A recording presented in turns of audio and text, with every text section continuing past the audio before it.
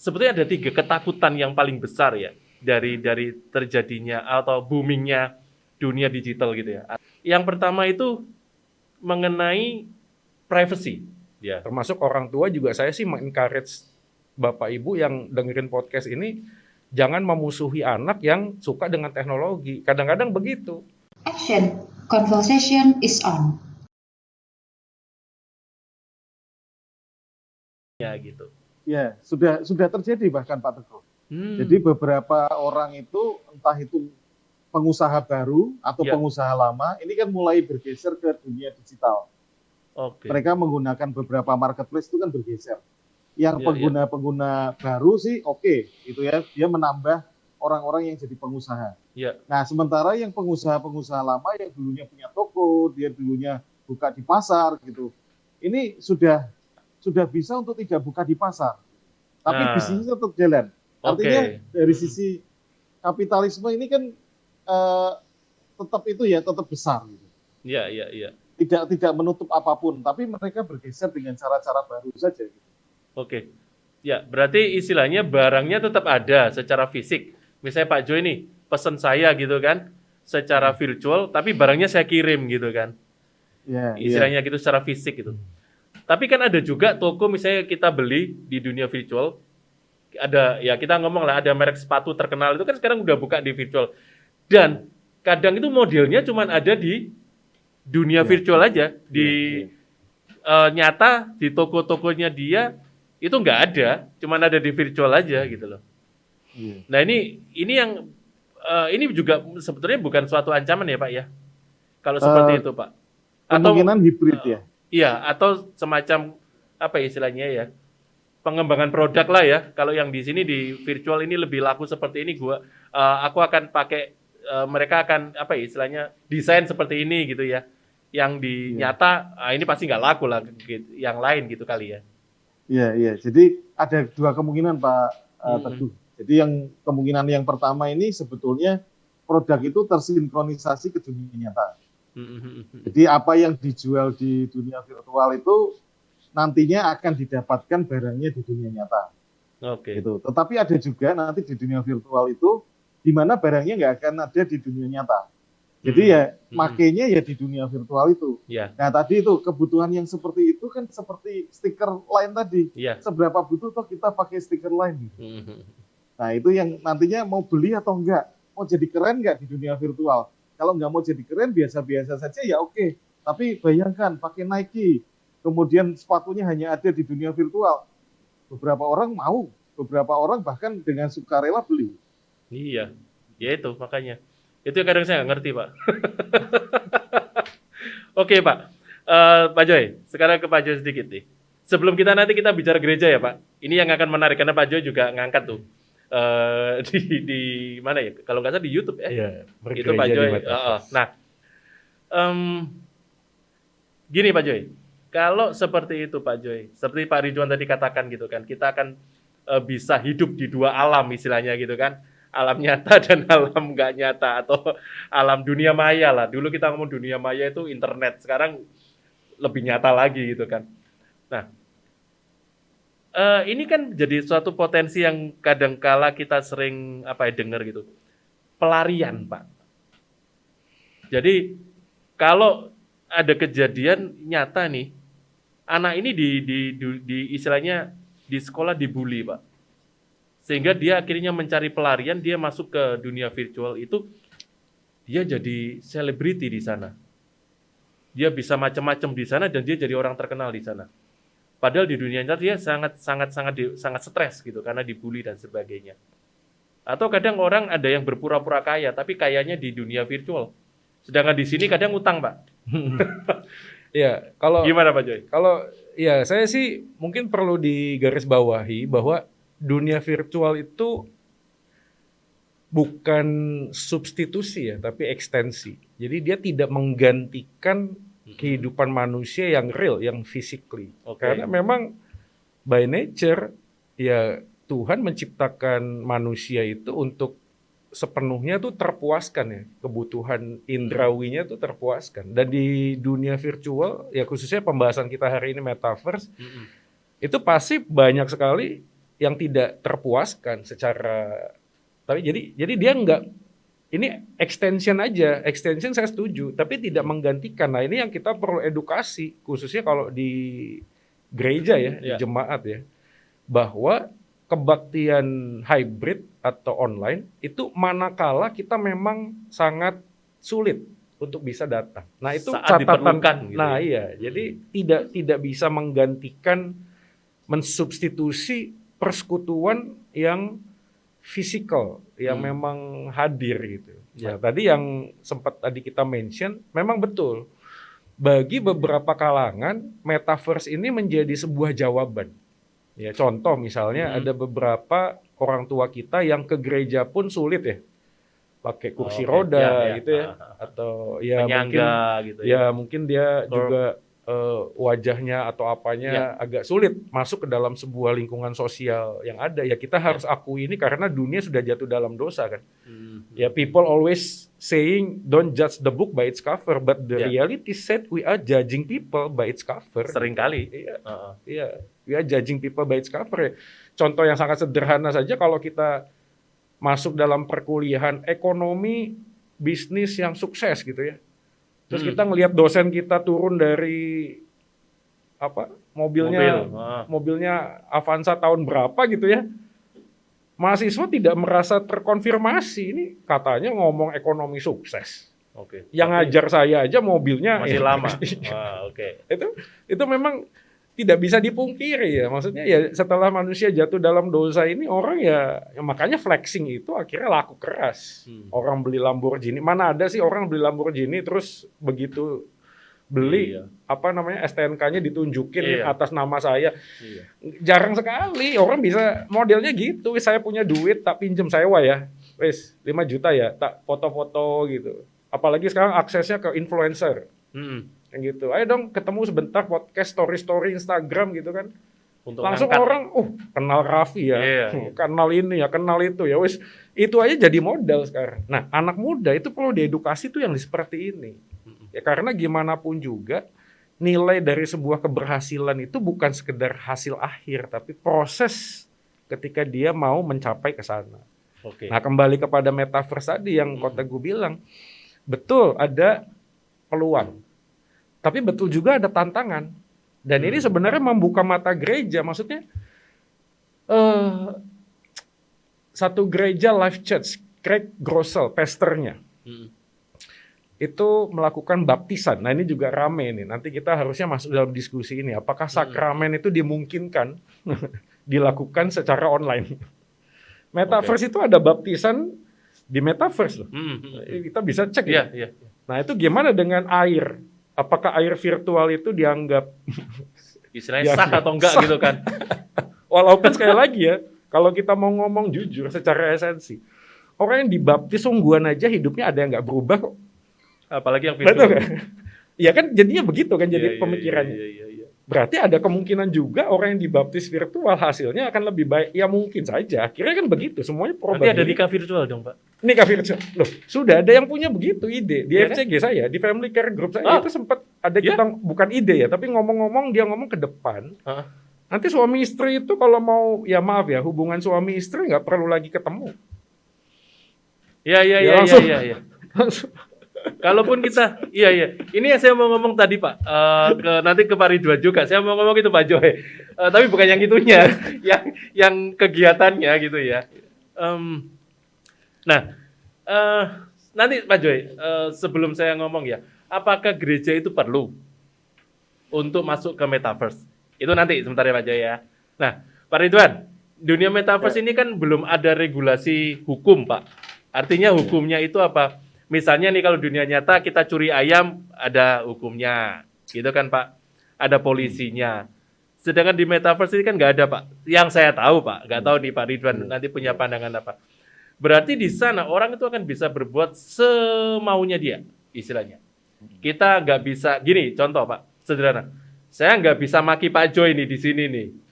Saya akan maki Pak Joy di dunia virtual.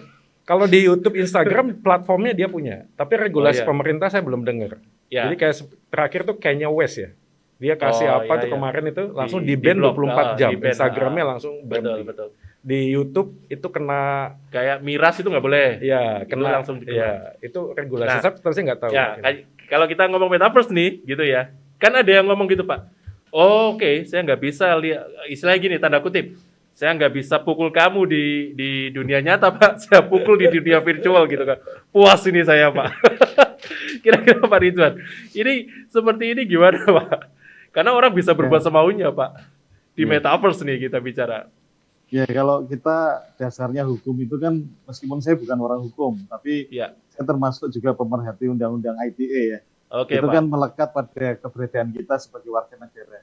Mm-mm. Nah, kalau seandainya itu kemudian menjadikan kita sebagai orang yang tidak menyenangkan ya, entah Mm-mm. itu dari sisi apa, kemudian dari sisi karena ada beberapa sudut itu. Mm-mm. Jadi kalau tidak menyenangkan itu dari sisi seksualitas itu juga ada hukumnya sekian itu. Kalau dari sisi data pribadi itu nanti ada hukumnya sekian Mm-mm. miliar dan lain sebagainya. Mm-mm. Nah itu melekat pada undang-undang yang terkait di kewarganegaraan kita. Jadi kalau misalkan kita melakukan itu dan itu kemudian dilaporkan dan bisa dilaporkan gitu ya, maka itu kemudian juga melekat. Oh, Nah gitu. memang yang jadi masalah adalah undang-undang itu selalu terlambat. Jadi kejahatan itu selalu di depan. Ya, Bahkan teknologi juga di depan. Seperti contohnya uang ini ya, Virtual. uang kripto gitu. ya, Uang kripto, betul. Uang kripto itu kan baru terakhir-terakhir ini pemerintah kebakaran jenggot. Ya, Baru kemudian mengaturnya gitu. Tapi kan sudah karena ada terlanjur. kasus, Pak. Iya. Betul. Ya karena memang dari dulu memang diciptakan untuk itu gitu ya. Iya, iya, iya. Menjadi kasus gitu. Termasuk juga cuci uang kan di situ bisa. Iya. Nah akhirnya kan yang dulunya tidak terlalu peduli dengan teknologi lah, teknologi aja kok orangnya terbatas, paling nggak banyak yang suka gitu kan. Rata-rata judgement-nya kayak gitu. Nah ternyata digunakan dengan begitu luas, ternyata digunakan dengan nilai yang luar biasa. Baru kemudian kebakaran jenggot. Nah semua aturan-aturan yang terlambat tadi itu kemungkinan juga akan menyusul. Meskipun tadi ya, apakah maki-maki di virtual di dunia virtual bisa atau tidak? Nah kalau ada rekamannya udah masuk undang-undang ITE. Iya, iya, iya. Gitu. Jadi Oke. selalu bisa. Selalu bisa dikaitkan nih dalam artian apa yang kita perbuat di tempat lain misalnya atau di dunia lain, tapi kan secara fisik orangnya ada gitu, berarti punya niat gitu kan ya. Iya. Isinya Iya, kayak gitu iya. ya Pak ya. Iya. Betul, Tapi itu betul. catatan penting ya menurut saya karena ya ini saya juga bukan ahli hukum ya sama. Tapi saya lihat beberapa kasus yang terjadi ya saya studi empiris aja ngelihat apa yang terjadi itu undang-undang kita masih cukup banyak kelemahan ya Pak Ridwan ya. Ya mungkin juga saya mengencourage teman-teman yang nonton juga kalau ada sesuatu yang terjadi jangan curhat di medsos ya. Malah jadi itu. malah jadi blunder ya. Jadi Iya. malah ya ada loh itu Hidupku merana. maunya iya Nggak tahu suamiku kenapa. gini oh sama babysitternya begini justru dia Di TikTok, di dipakai Instagram, iya, malah di macam-macam. dipakai malah dia yang kena itu yang kasus yang Yang sekretaris lurah apa dia cerita itu lihat ada tahu nggak dia cerita Yang- membongkar kasus korupsi. Oh iya, iya, iya, Ya, iya, cewek. Tapi sekarang udah ditarik. Iya, iya, Tapi kan iya. sempat prosesnya dia malah jadi Ya. tersangka kan. Ya, Karena terus dia curhat itu kan. Ya, Iya, karena tahu. ngomongnya karena nggak didengar ya itu Ya. memang juga ya para penonton podcast ini juga kita harus bijak lah ya. Nah, makanya Ya. itu tadi yang kita bicara Pak, kekhawatiran tuh, privacy itu. Betul. Ya nggak usah Rahasia. curhat di itu lah. Kalau memang mau di-sharing kan ya sharing sama ya, Pak Kelompok. pendetanya lah. Iya, Ajak saya sama makan-makan Tuhan. gitu. Murah kok ngajak saya makan ngopi-ngopi cuma berapa aja. Hubungi- Enggak ya bercanda. nanti, ini nanti bercanda. hubungi saya di nomor ini. Hubungi saya di nomor Bercanda. ini. Oke. Tapi Pak Joy tadi benar loh. Mm-mm. Kalau dunia virtual itu adalah ekstensifikasi ya. Mm-mm. Karena sebetulnya teknologinya saja namanya XR, extended reality gitu ya. Extended Iya, reality. Ya, jadi artinya itu kalau misalkan tadi orang-orang itu di dunia nyata itu sebetulnya orang tertindas, tetapi di dunia virtual itu jadi selebriti. Apakah mungkin sebetulnya hal sepele sudah terjadi? Misalkan ini contoh pribadi. Kebetulan waktu itu saya studi di 2 tempat gitu ya. Jadi Iya. pagi itu saya ada di ekonomi, kemudian malamnya di komputer.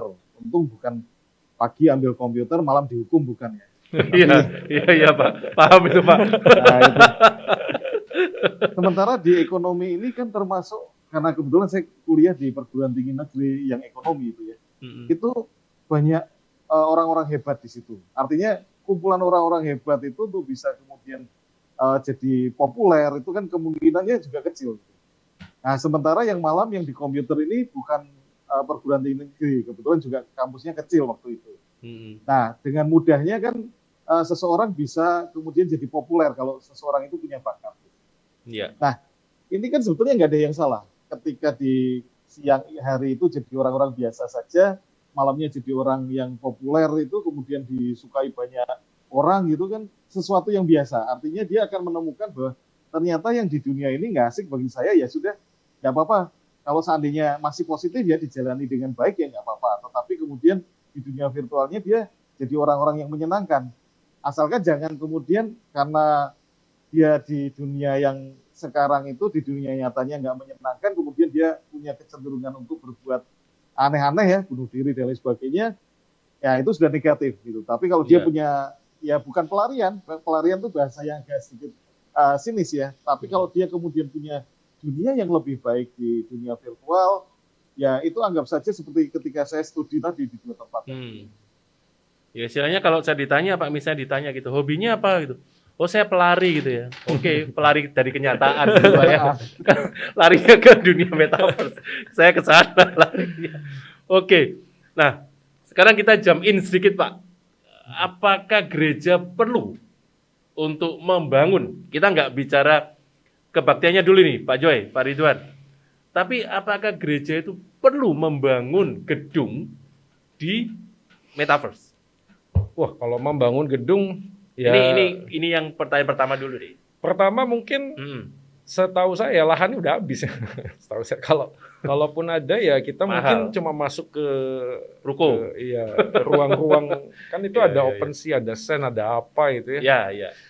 Kalau perlu, saya sih tetap percaya perlu ya. Karena apa? Karena saya lihat ini peluang untuk ya kalau kita panggilan salah satunya kan adalah ini ya, marturia ya. Marturia itu kan dakwah, pemberitaan Injil ya. Ya. Pemberitaan Injil ini menjadi satu kesempatan yang lebih luas, nggak usah metaverse. Begitu kita masuk di Instagram aja, saya secara personal ya, nggak terlalu banyak followernya, tapi respon engagementnya tinggi. Orang bisa direct message, stranger, kenalkan Pak, nama saya ini, saya punya masalah begini. Jadi saya melakukan pastoral counseling itu secara online. Walaupun saya tetap meyakini media sosial itu etalase ya. Etalase itu seperti rumah, ketemu orang di gerbang, dia lihat rumah kita bagus. Mungkin cuma lewat aja. Begitu dia tertarik, dia berhenti. Tapi berhentinya tetap di gerbang. Nggak masuk. Ya kita ngobrol-ngobrol aja, itu DM, direct message itu, halo ini. Tapi pada satu titik dia bisa masuk ke dalam rumah di ruang tamu. Jadi mungkin udah bisa Zoom, ya belum ya masih Zoom misalnya, Pak boleh nggak saya ketemu saya pernah tuh sama calon saya Pak, kita Zoom aja Pak ngobrol. Sampai akhirnya masuk ke dalam ruang tengah, orang ini datang ke rumah saya.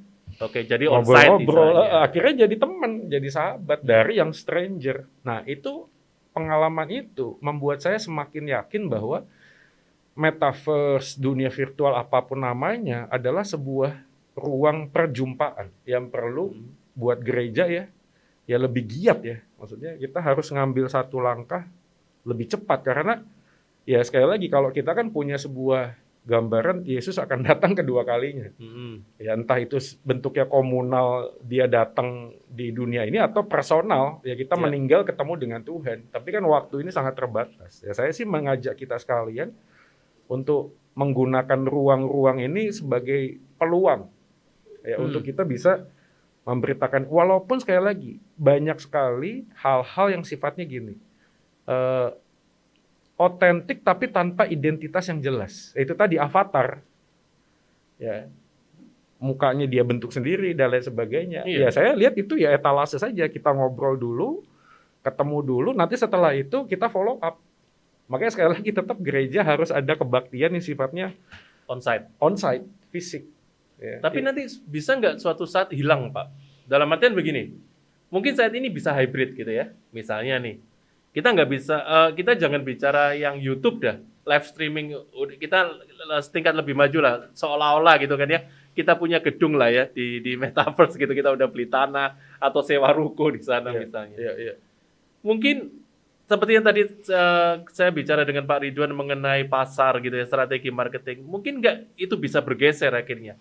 Mungkin jemaat masih 50-50 lah gitu ya, hadir onsite dengan yang di online misalnya. Tapi lama-lama terkikis karena online ini lebih menarik misalnya. Tampilannya, pendetanya avatarnya bagus nih. Kalau lihat fisiknya biasa, tapi lihat avatarnya bagus. Orang jadi lebih tertarik. Lalu musiknya dibuat digital dan sebagainya lebih menarik. Bisa nggak kayak gitu Pak Jo? Ini kalau kita bicara ancaman ya? Kalau ngomong masalah bisa, apa sih yang nggak bisa? Tapi Oke. makanya fungsi edukasi, pembinaan itu sangat penting. Supaya memahami sebenarnya esensi dari pertemuan itu apa. Ya, oke. Apakah hanya sekedar kita ketemu avatar dan avatar gitu? Apakah otentisitas, kejujuran itu bisa nampak hanya dengan avatar? Itu tadi aku bilang, apakah terpuaskan? Karena gini, buat saya Yesus bangkit itu apa gunanya dia nunjukin tangannya ke Thomas? Ke Thomas kan ragu kan? Ya, ya. Yesus tunjukin pegang gitu loh, suruh pegang. Berarti bagi Yesus aja sentuhan itu penting. Dekapan, rangkulan, itu yang tidak bisa diakomodasi oleh dunia virtual, saya pikir. Jadi istilahnya bukan khayalan gitu kan. Orang konseling itu kan bukan cuma sekedar menyampaikan pesan, tapi menerima dirinya kan. Ya, itulah yang dibutuhkan dalam konseling pastoral. Ya contoh saja lah, kalau kita suami istri nggak usah konseling. Telepon sama ketemu sambil pegang tangan, itu pasti beda. Nggak bisa, walaupun esensi beritanya tetap sama gitu loh. Yang saya mau maksudnya, saya mau curhat. Tapi curhat telepon sama curhat ketemu itu pasti beda. Karena itu tadi, manusia by design sama Tuhan tuh memang diciptakan untuk dipuaskan. Indranya itu dipuaskan. Nah itu yang tidak bisa terkomunikasi. Nah kembali ke Ko Teguh tadi ngomong, apakah gereja akan berubah? Ya harus berubah saya pikir. Ya bahkan kita kan gereja kita ini punya sebuah semangat gereja yang terus menjawab tantangan zaman kan. Ya, walaupun esensinya tidak berubah, tapi cara kita bridgingnya ini harus lebih ramah, harus lebih ke, apalagi anak-anak, kalau enggak anak muda kita bisa merasa ini gereja aneh gitu loh. Iya.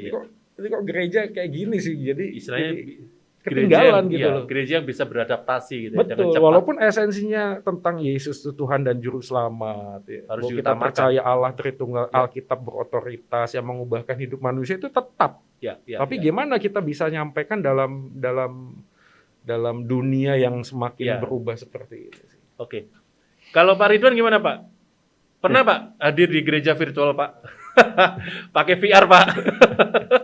Ya kalau di virtual reality belum pernah. Belum ya Pak ya? Tadi seperti kata Pak Teguh tadi, kata kuncinya itu adaptasi. Apakah kita perlu investasi? Belum tentu. Karena kan seperti kita sering ngobrol itu, gereja itu kan tidak berupa bangunannya, tapi ada di hati kita masing-masing. Nah itu kan yang penting, apakah gereja ini bisa menyediakan ruang komunal tadi, seperti yang disampaikan Pak Joy, ketika mereka bertemu di dunia virtual.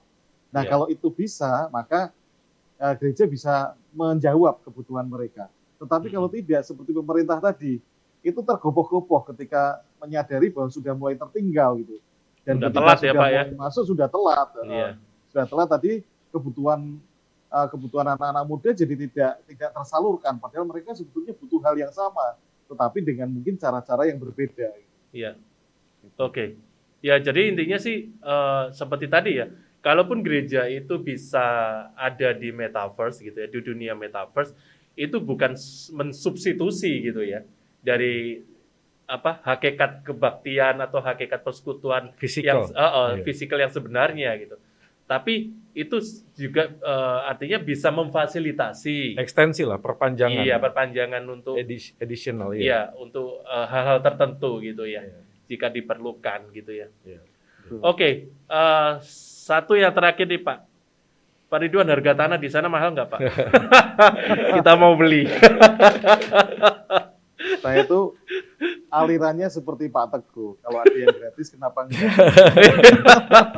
Tapi rasanya jarang Pak, ada tanah gratis di sana Pak.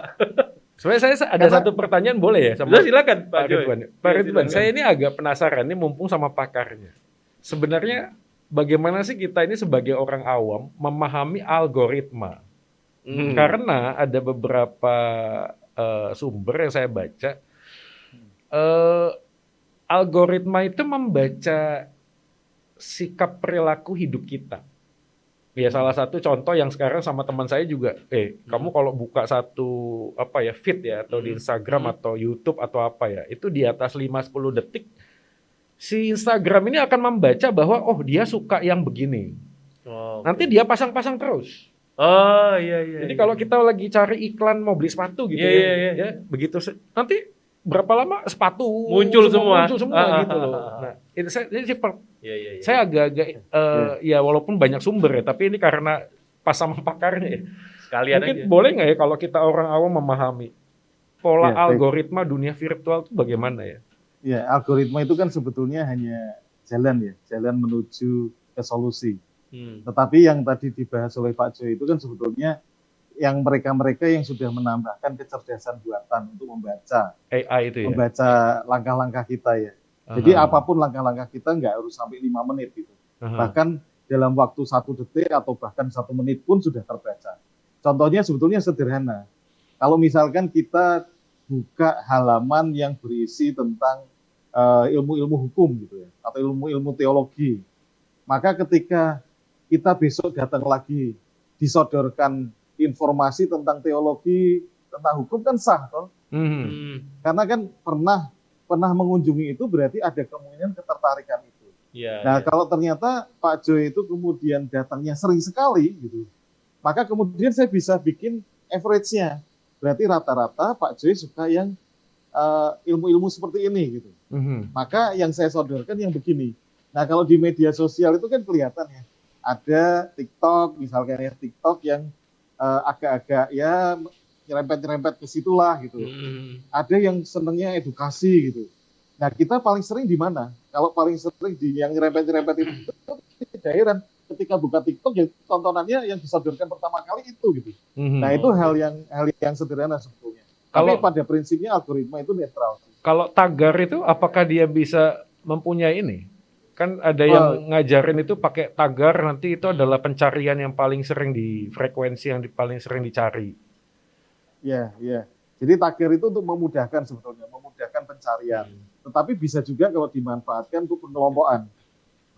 Jadi masuk kelompok mana itu lebih memudahkan komputer untuk menyodorkan informasi kepada mereka-mereka yang menyukai kelompok itu. Iya, berarti itu real ya Pak ya, betul ya? Memang bisa digunakan itu real. Secara Dari dulu sudah ada sejak Amazon buka toko buku virtual, toko buku online. Dia nanti kategori ya, pengunjung di sana senang buku apa? Kalau dia kunjung Amazon langsung menawarkan buku-buku ini yang betul. Oke. Iya. Terima kasih Pak. Sama-sama Pak Joy. Ini nggak terasa nih ya, kita udah berapa? 1 jam ya? 1 jam. Wah iya sudah 1 jam nih. Oke, Pak Ridwan, ini kita udah 1 jam kita udah berbicara dan mungkin ini Pak Ridwan punya agenda yang lain juga gitu kan ya, yang akan diikuti Pak Ridwan ini. Oke, dari apa yang kita bicarakan semuanya ini, mungkin saya bisa sedikit menyimpulkan bahwa dunia metaverse ini memang sekarang sedang berkembang gitu kan ya. Tapi bagaimana kita bisa memanfaatkan itu dengan baik gitu. Seperti yang tadi Pak Joy katakan bahwa jangan sampai teman-teman terutama ini kaum muda nih ya, generasi Z ini gitu ya. Jangan sampai bahwa di dalam dunia virtual itu kita menggantikan hidup kita ke sana gitu. Mensubstitusi seolah-olah kalau itu menyenangkan maka kita akan lari ke sana gitu, sehingga kita tidak sadar bahwa sebetulnya kita ini juga masih hidup di dunia nyata dan nggak mungkin ditinggalkan kecuali kita meninggal gitu kan. Nah itu yang pertama. Yang kedua, kita juga bijak juga dalam mensikapi bahwa di dalam dunia virtual ini memang banyak opportunity di sana, tapi bagaimana kita bisa memanfaatkan opportunity itu. Kira-kira seperti itu Pak Ridwan ya. Dan yang berkaitan dengan gereja, ya gereja jangan diam dong dengan perkembangan zaman sekarang gitu. Jangan merasa bahwa itu kan urusannya nanti gitu kan. 10 tahun mendatang atau 25 tahun mendatang. Tapi gereja harus adaptif mulai sekarang. Iya. Sedikit demi sedikit melangkah. Mungkin kota gue perlu tanya tuh, kalau menurut pakar IT 5-10 tahun ke depan perkembangannya bakal seperti apa nih kalau Ya membaca- sedikit deh Pak Iya, Ridwan. Pak Ridwan. Sedikit Pak Ridwan. Kira-kira kalau kita bicara Iya. kalau dulu ada Replita ya. Replita lah Pak Ridwan. Ya, ini Pak Teguh, kita Ya. ngelihat paling mudah ini kan ini ya, di pandemi 2 tahun ini ya. Pandemi Ya, 2 ya, tahun ya. itu ternyata orang yang semula tidak bisa podcast jadi bisa podcast. Nah, itu kan Dipaksa ya Pak ya. Iya. dipaksa karena ada lompatan. Mm-mm. Nah, ini sama seperti apakah virtual reality, apakah metaverse ini dalam waktu 5 tahun ke depan itu akan jadi sesuatu yang biasa.